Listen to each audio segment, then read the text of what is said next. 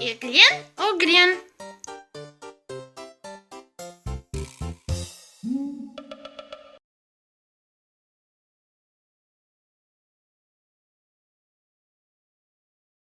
Biz hamur pişirecekmiz. Pişirecekmiz çünkü bu aşamak için hamur değil de oynamak için hamur olacak. Geliniz başlayık. Demek bizge gerek olacak malzemeler. Bular bir çay filcanı un, aynı miktarda çay filcanı su, bir kahve kaşığı ösümlük yağı, yarım kahve kaşığı limon ekşiliği, 5 dolu kahve kaşığı ince tuz ve böyle yemek için mahsus boyalar. Demek bütün malzemelerini biz bir çanakka koyamız. Buna ateşke koyulacak bir savutunuz olsun. Ve pişirmeye başlayımız. Karıştıramız.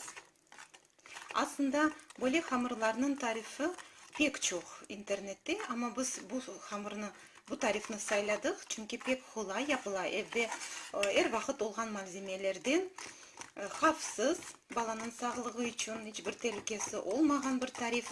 Bayağı vakitga yetem. Endi oynaması da onun hoş olan.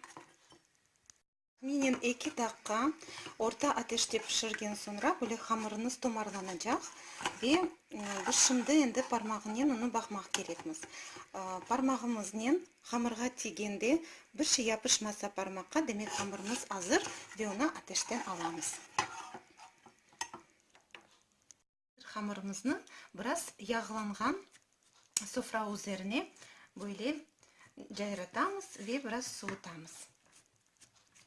Hamur soğugan sonra onu birkaç parçaga bölemiz. Çünkü sonra içine boya koyacağımız.